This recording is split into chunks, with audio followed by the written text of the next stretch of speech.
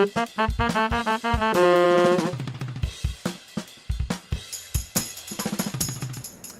to this week's episode of the Compliance Digest, presenting topics on all things compliance related. My name is Alex Krenke, and joining me this week is Jennifer Green, the Manager of New Business Development at Quest CE. Jenny, welcome. Thank you, Alex.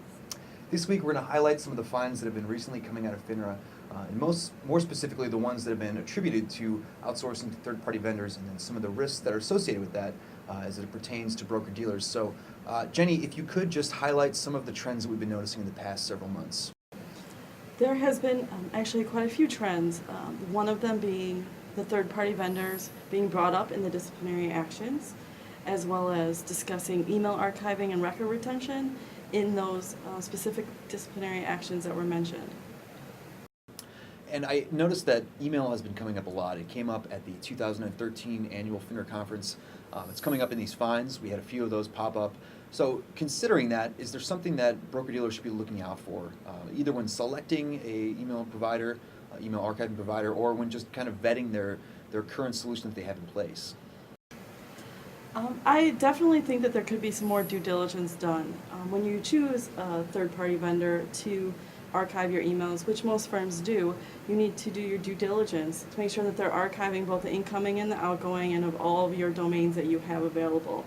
You need to be spot checking those emails, and you need to be following up on the written supervisory procedures to make sure that that process is being reviewed and checked up on.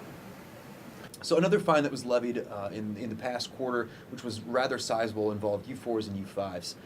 Is there any issues that were occurring with this firm that would be beneficial for the other firms out there to be aware of? And do you have any recommendations on avoiding these types of fines?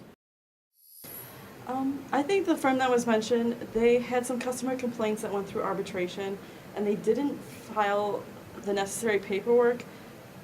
They forgot to file parts of it, and they didn't do some of it in time.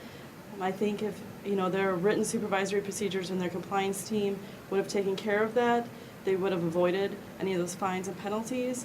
So I think staying on top of those rules again and keeping current and keeping your record straight is a big thing for broker-dealers. And I think it's worth noting that, we've discussed this before, whenever you're outsourcing to a third-party vendor, that there's always going to be inherent risks. When you give up control of certain aspects of compliance, you take on additional issues that the other vendor may just inherently have. So it's important that you're really doing your due diligence, like we're saying, that you vet their systems against the other systems out there, and that you spot check to make sure that they're actually following through with what you're saying, because ultimately their failures will be your failures, and then your failures will be your fines. So it's just important to know when considering who you're looking to outsource to. No, I completely agree with you. Well, that'll cover it for the disciplinary highlights from quarter 2 of 2013. I want to thank you again, Jenny, for joining us. Thank you, Alex. We'll see you again next week for another exciting episode of the Compliance Digest.